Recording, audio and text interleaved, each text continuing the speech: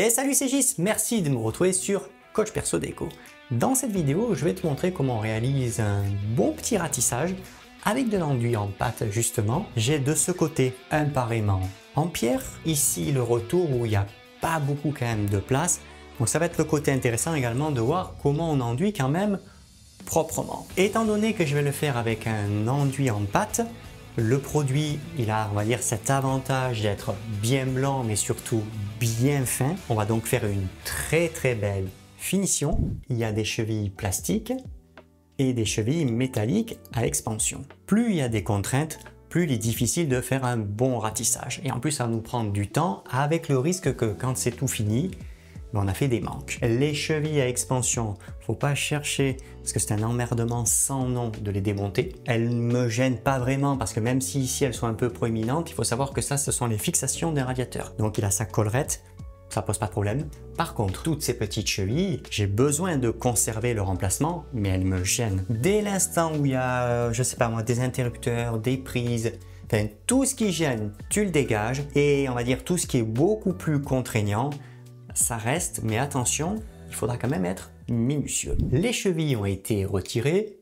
À proprement parler, je n'ai plus d'obstacle. On va passer à la prochaine étape.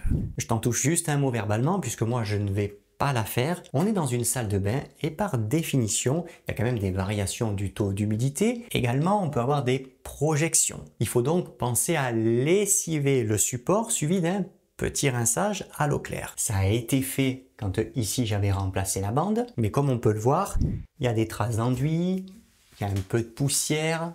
À ce moment-là, on passe également un coup de ponceuse parce que le but c'est d'éliminer les petites cochonneries, les petites aspérités et surtout ce qu'on appelle dépolir le feuille de l'ancienne peinture parce que là, je vais enduire directement. Je ne vais pas appliquer de primaire, je ne vais pas appliquer de sous-couche ni rien du tout. C'est sec, sain et cohésif. Je n'ai pas de raison, on va dire, de me rajouter du travail et surtout dépenser de l'oseille pour rien. Par contre, si tu dois charger un petit peu, peinture velours, peinture satinée, on oublie, il te faudra quand même au préalable appliquer une couche d'impression. On n'oublie pas de faire l'écueil, parce qu'avec la machine, on ne peut pas s'approcher du plafond, ça creuse.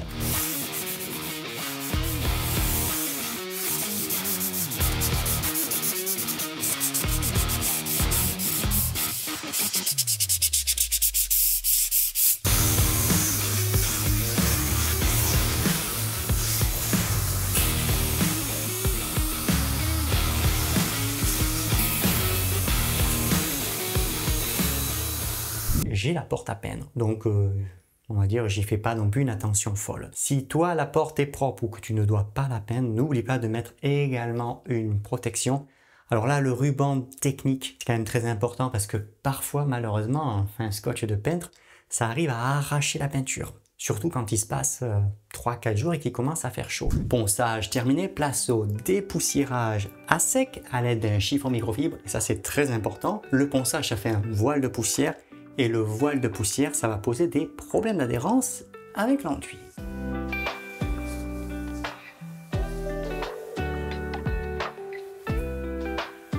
Et juste pour te donner une idée, j'ai fait vraiment pas beaucoup de chemin.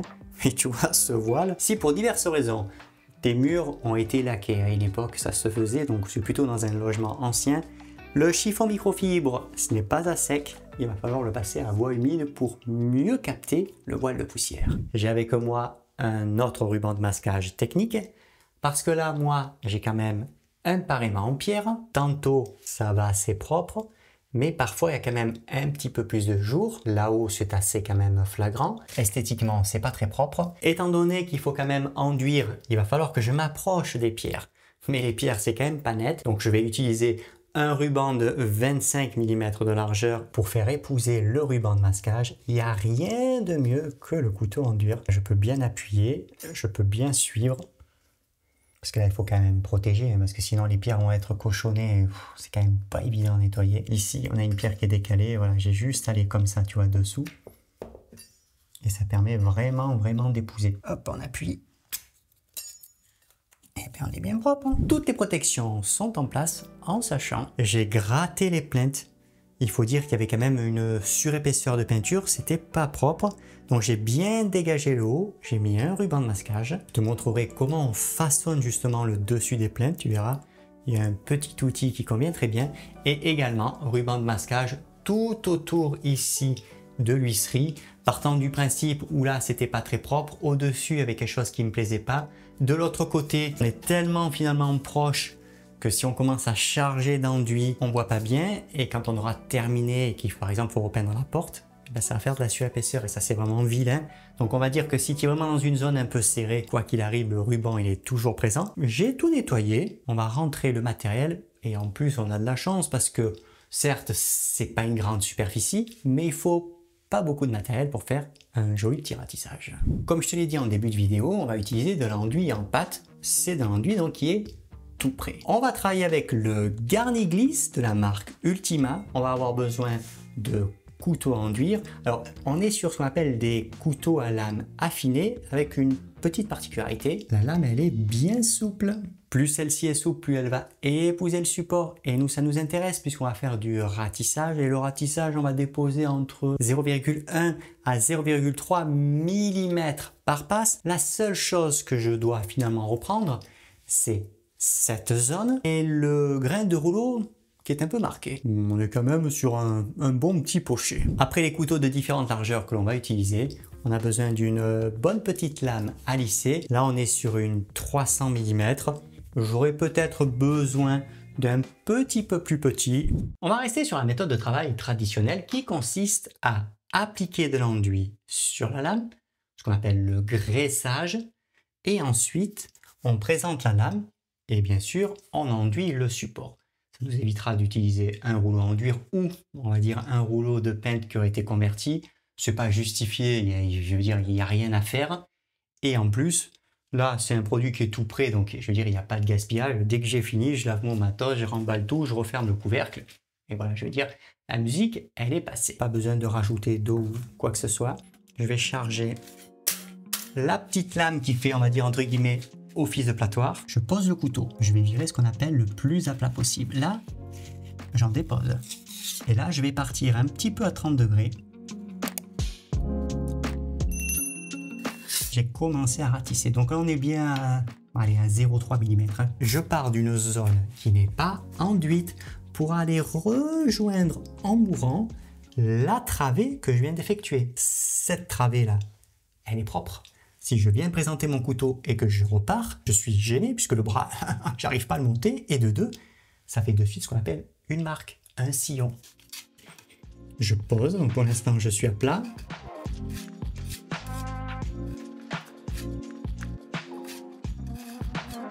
Je recharge un petit peu d'enduit.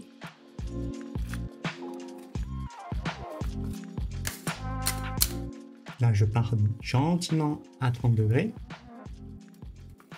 Voilà. Ça, là, c'est une vaguelette. Tu t'en fous. Une vaguelette, c'est une superposition d'enduit. Ça ne pose aucun problème. En soi, ça part lorsque l'on égrène ou lorsque l'on ponce. Mais ça, malheureusement, c'est pas bon. Donc là, tu prends le couteau, tu le mets le plus à plat possible. Et tu viens gentiment, tu vois, tu y passes dessus, tu estompes. La petite cheville, elle est proéminente. Il faut de suite que je la traite. Parce que là, elle va me gêner. Donc j'y fais le tour.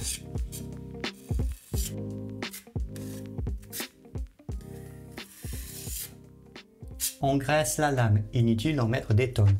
On évite de charger aux extrémités de la lame, puisque quand on va venir présenter, ça forme immédiatement des cordons. Donc là, on va travailler en plusieurs temps. On vient chevaucher un petit peu, là, dans la, on va dire, la zone que l'on a dégagée, 3 à 5 cm, ça va très très bien. Je vais également virer à plat, c'est le premier, on va dire, objectif. Je monte. Donc je te le montre vraiment à vitesse réduite. À partir de là, puisque j'ai travaillé à plat, je vais me remettre à 30 degrés, je vais forcément ratisser. Une fois que j'ai ratissé, j'ai donc besoin de travailler à plat pour pouvoir estomper. Donc là, c'est que de la promenade. J'appuie plus sur la lame. On est propre. Il y a 0,3, 0,4. Ça va très bien puisque là, on a une zone, on va dire, entre guillemets, un peu technique. On pose, on chevauche, on vire à plat, j'ai rien fait encore de particulier. On appuie, on monte, ensuite 30 degrés, à plat, promenade de lame. Et là, de suite, voilà, c'est quand même plus propre. Et au fur et à mesure, ben, ça a tendance à boucher les trous. Bon, là, ça a été, je ne l'ai pas bouché, mais là, on le voit bien. La cheville, déjà, c'est bouché. Un petit coton-tige, ça va très très bien. Tu lui laves un peu le trou. Hop là, et la crème. Tu vires tout, comme ça reste bien propre. On dépose.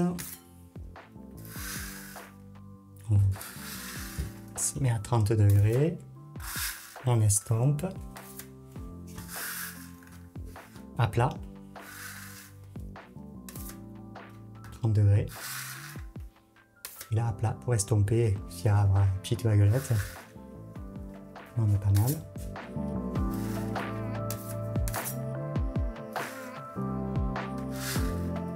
Donc là, je dégage avec la petite. 30 degrés. Et là, à plat.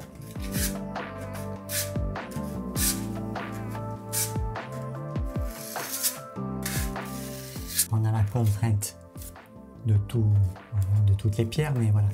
Je vais te montrer comment on fait pour la ranger à plat. 30 degrés. J'en ai récupéré à plat. Je gauche. À plat. 30 degrés. Et de nouveau à plat pour estomper, promenade. À plat.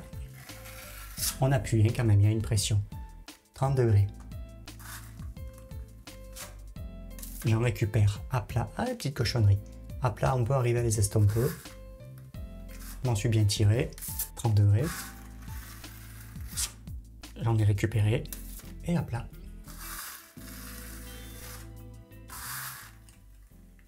Voilà, il faut être propre. On dégage vraiment en suivant l'accueil. Et non pas d'aller au plus facile, puisque si je fais au plus facile, je vais te montrer. Ça mange pas de pain. Si je me mets comme ça, tu vois, je forme le cordon. Alors, ok, je vais plus vite, mais le plafond, je le touche. Ça, c'est pas propre. Donc, on reste sur vraiment la méthode traditionnelle. C'est plus long, ça, c'est sûr. Mais au moins, je fais pas de marque. J'allonge un peu l'enduit. Alors là, je vais me représenter dans l'accueil.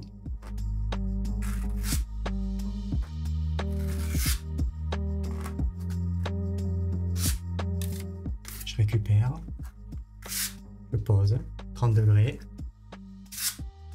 Et ensuite, à plat pour estomper. Je pars d'une zone pareille, non enduite quand je veux rentrer. Parce que là, je suis un peu bloqué, entre guillemets. Et toujours, tu travailles à plat. Quand tu veux estomper, c'est à plat. Enfin, supposons, je fais ça. Voilà, j'exagère. Hein. Tu as fait une aspérité. Pour l'estomper, lame propre. Et à plat. Un passage un petit peu plus compliqué. J'ai le couteau de 38 mm de largeur. Alors, il faut veiller à bien enduire, on va dire, de chaque côté. C'est l'éternel problème. Parce que des fois, ici, on laisse des creux. Là, contre l'huisserie, c'est pas toujours bien enduit. Donc là, je suis reparti d'un peu plus haut. Hop là, 30 degrés. J'en ai un petit peu récupéré. Là, sur le côté. J'ai formé quand même un bon petit cordon. Mais c'est pas grave. Le petit cordon, il va rester. Alors, je pars en main.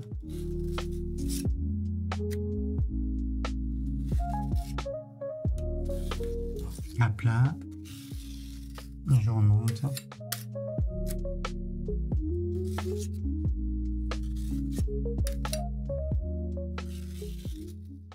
Maintenant que j'ai enduit, on a les plinthes quand même à façonner. Donc façonner, c'est vraiment d'accompagner, d'épouser avec l'enduit. Parce que, et d'une, ça forme, on va dire, entre guillemets, un plan qui est un tout petit peu trop symétrique. Donc l'humidité a quand même tendance à se poser. Et de deux, il n'y a pas que les plinthes à traiter.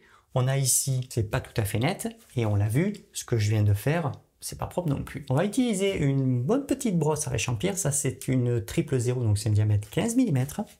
On va commencer avec les plinthes. Alors la brosse, il n'y a pas de nécessité là à l'humidifier parce que l'enduit est assez souple. Je viens, entre guillemets, comme si je peignais un petit peu grassement, hein, voilà, c'est clairement le mot. Alors de partout où il y a des petites surépaisseurs d'enduit, donc on profite de les enlever à la brosse. Donc on estompe bien, mais on peut mordre un petit peu, hein, c'est pas méchant. Donc c'est comme si on peignait, mais on pense à lisser en laissant finalement de la charge, puisque c'est de l'enduit, c'est pas de la peinture, c'est de suite plus pâteux.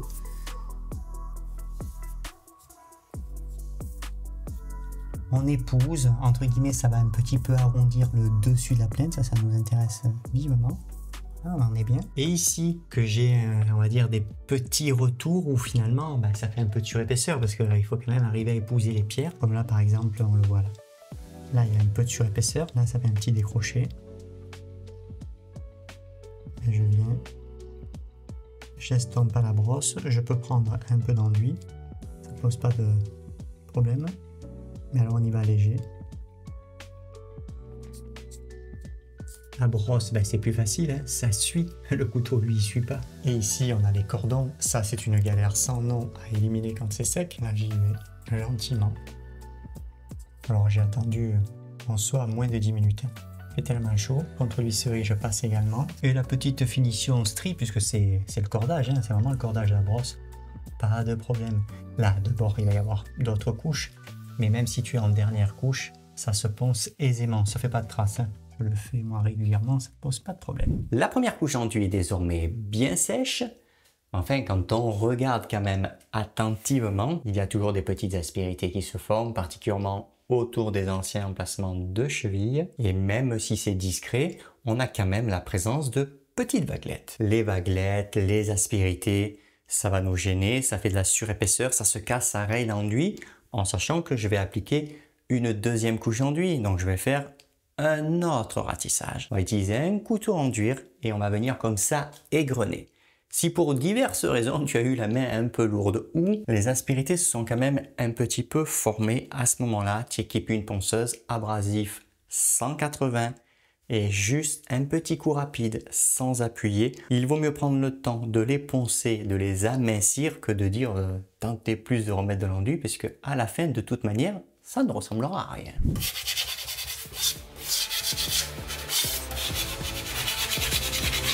Donc avec un couteau propre, ça va très bien.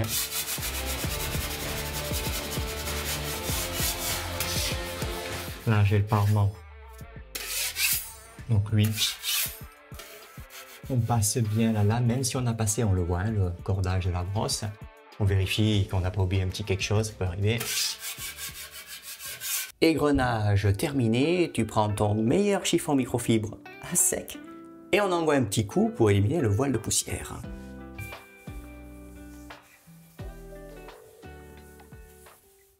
Lors de la première couche, j'étais vraiment travail de manière, on va dire, verticale. De bas vers le haut, et puis voilà, progressivement, j'ai fait ma face de mur. Là, ça va être différent. Je vais travailler à l'horizontale, entre guillemets, pour croiser les passes. Alors, je vais le faire pourquoi?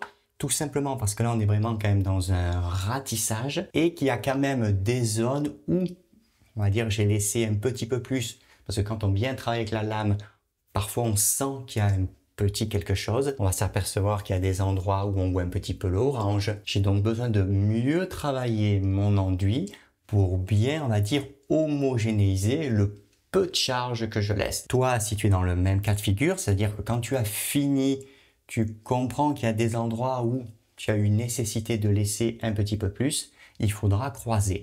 Si le fond est globalement propre et que le travail ne consiste finalement qu'à vraiment estomper, faire disparaître l'ancien grain de rouleau, que tu fasses une couche ou 3 couches à la verticale, on s'en fout, ou même à l'horizontale. Mais moi, je dois faire disparaître bien sûr l'ancien grain du rouleau, ça c'est un fait, mais il y a, on va dire, un tout petit travail de correction. La méthode de travail ne change pas là. Je travaille un petit peu à plat, ça me permet de déposer, et ensuite, voilà, je reviens un petit peu à 30 degrés. Et là, si je veux estomper, ben, je reste à plat. Et je n'appuie pas. Ça permet de casser les aspérités. Je ne vais pas les taper directement là dans l'accueil, surtout que là, l'accueil finalement, elle n'est pas très propre hein, à cause du parement. Donc je viens, je pose l'enduit un petit peu avant. Je pose, je vire à plat, je m'approche des pointes, mais attention, c'est la même histoire, sans venir toucher, puisque je vais faire vraiment saccader la lame. Donc là, maintenant que j'étais à 30 degrés, je vire à plat.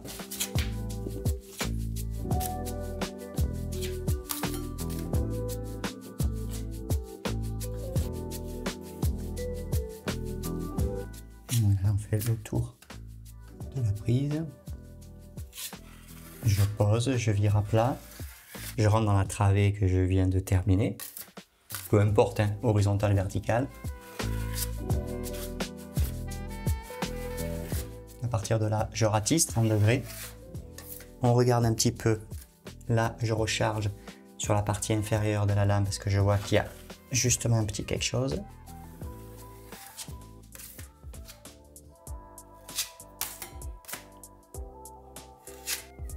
À plat, j'estompe. On équilibre les travées, hein, ça change pas, hein, vertical, horizontal. On va pas commencer à se déplacer en quinconce.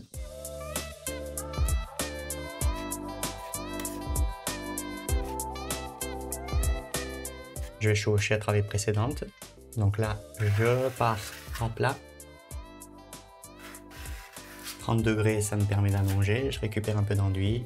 Là, je reviens gentiment à plat.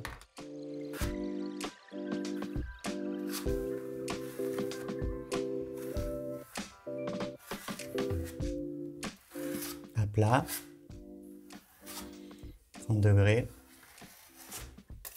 Je récupère un peu d'enduit. Et là, on estompe.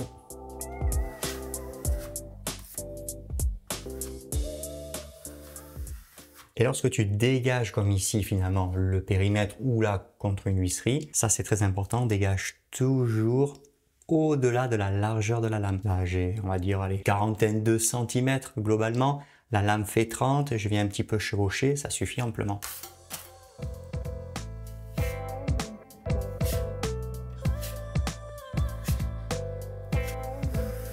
À plat, 30 degrés, permet d'allonger, on revient à plat, sans appuyer.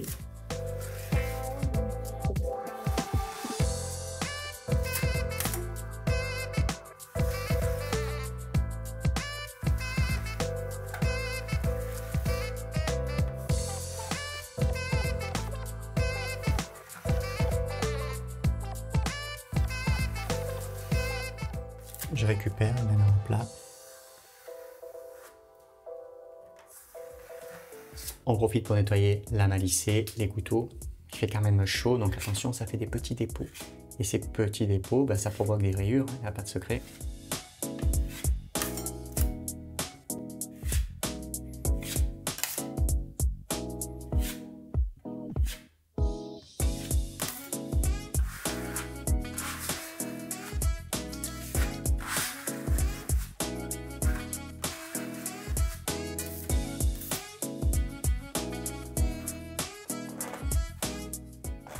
Là, j'arrange un peu parce que la cueillie, c'était pas la plus belle.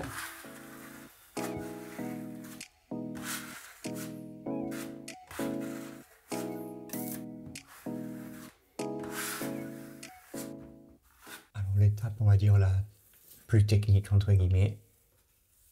Seule différence, c'est que plus il y a des couches et plus il faut être soigné, puisqu'après au bout d'un moment, si on a laissé trop de côtes, trop de bosses, trop de creux, on n'arrive plus à le rattraper. Typiquement, le petit trou, il est autour là, de petites bulles. Supposons que là, on reste à 2 couches. Ce petit trou, quand tu vas poncer, tu vas l'agrandir ou tu vas pas le voir. Et quand tu vas mettre en peinture, selon le niveau de finition recherché, ben, ça se verra, hein, ça fait une petite marque.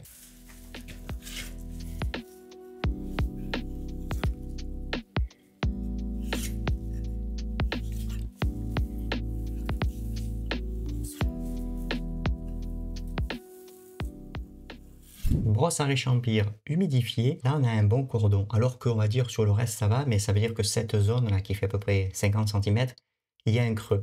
Donc toute la partie à ma droite, Je vais pour ainsi dire pas toucher, sauf ici, où là il y a un peu du cordon. Et là, je vais estomper. C'est tout ce que je vais faire. On y va avec beaucoup de grâce. Il faut surtout pas tirer, déplacer l'enduit, parce qu'on peut le faire avec une brosse. Attention.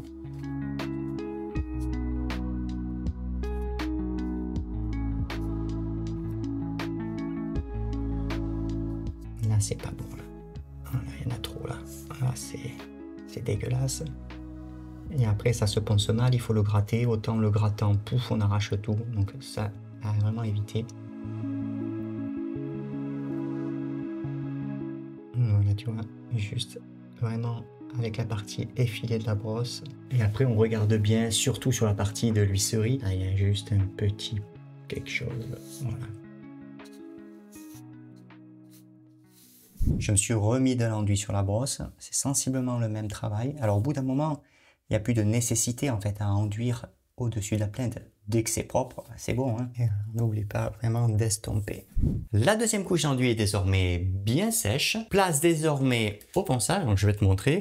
Il y a toute une partie quand même à faire à la main, donc abrasif mousse, et une partie à la machine, diamètre 150. Et on va vraiment faire un ponçage très très fin puisqu'on va poncer au grain 320. On va commencer par détourer le périmètre pour éviter de s'éparpiller parce qu'un coup la ponceuse, un coup la main, on ne sait plus où on en est. Et je vais commencer donc par les plaintes.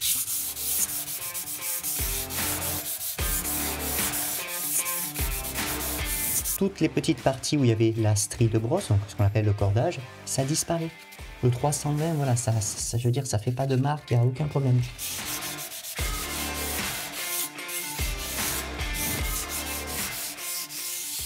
Quand il y a des zones un peu exiguës, comme ici, ou par exemple là, au niveau, on va dire, de l'angle entre la plainte et l'huisserie, il faut savoir qu'un couteau à enduire, il faut qu'il soit bien propre. Là, j'ai un 38 mm de largeur. Ça permet également de poncer finement en égrenant. Là, si on prend le cas ici, je suis capable de poncer. Et ça, c'est très pratique, vraiment pour traiter les angles. Et l'enduit est quand même particulièrement fin.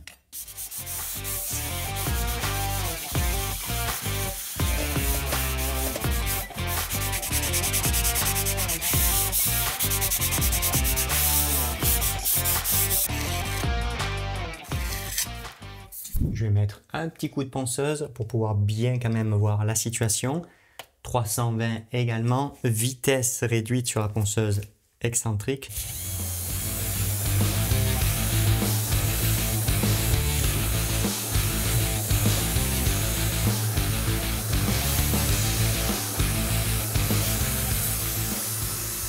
J'ai pas terminé de poncer, mais c'est simplement pour que tu aies un aperçu visuel. Je peux te dire que tu fais vraiment quand même un très très beau boulot. Si derrière tu as envie de faire une laque, parce qu'une laque murale c'est quand même très joli, ben là tu peux être sûr quand même que tu es tranquille. Dernière ligne droite, je reste à l'abrasif 320. Je mets la caméra de près, ça te permet de voir justement que le cordage disparaît. Alors j'insiste là-dessus parce qu'on pense toujours que quand on vient lisser à la brosse, ça fait tellement de marques que quand on vient poncer, ben on voit toujours, on va dire, une sorte de griffure finalement. Mais non, si la brosse a des fibres qui sont souples et qu'elle sert juste à estomper, tu ne vois absolument plus rien et ça simplifie grandement l'opération de ponçage.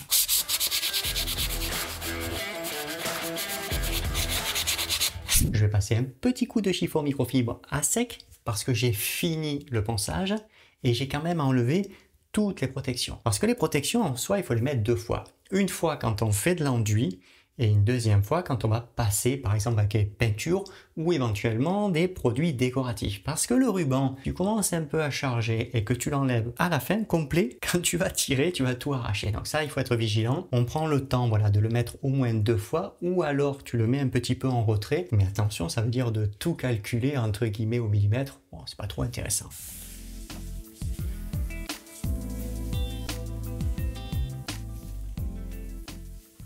C'est la dernière ligne droite de notre tuto, en sachant qu'il y a une petite zone où entre guillemets ça a merdouillé. Alors ça peut arriver, mais fort heureusement, c'est quand même facile de le retoucher avec de l'enduit. Là on peut voir qu'il y a quand même, on va dire, un manque d'enduit. Il suffit que le ruban il se soit légèrement décollé et que j'ai pas fait attention.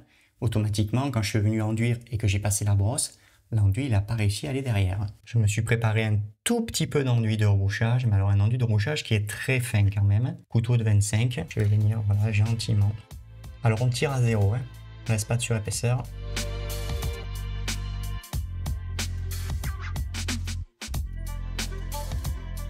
On évite de le faire avec l'enduit en pâte pour le coup.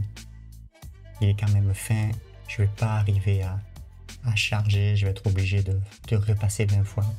Ça sert à rien, là, lui, ça va aller vite. Afin de ne pas oublier ma réparation, parce que blanc sur blanc, c'est pas toujours évident. Hop, voilà. Avec un porte-mine HB ou 2H. Là, au moins, je sais que je dois poncer. Voilà ce que ça donne, la finition à l'enduit contre le parement. C'est propre. Il y a toujours voilà, ces résidus de peinture orange. Ça, pour le coup, ça fait dégueu, mais je vais l'éliminer avec on va dire une petite brosse rotative. Mais au-delà de ça, on est quand même là vraiment dans une finition qui est soignée. Et de suite, à l'œil, c'est quand même plus plaisant. Notre tuto est désormais terminé. Je te rappelle qu'il y a la boutique du coach. Dedans, tu y trouveras du bon matos de peintre et de plaquiste. Je te fais le petit coucou et je te dis à bientôt.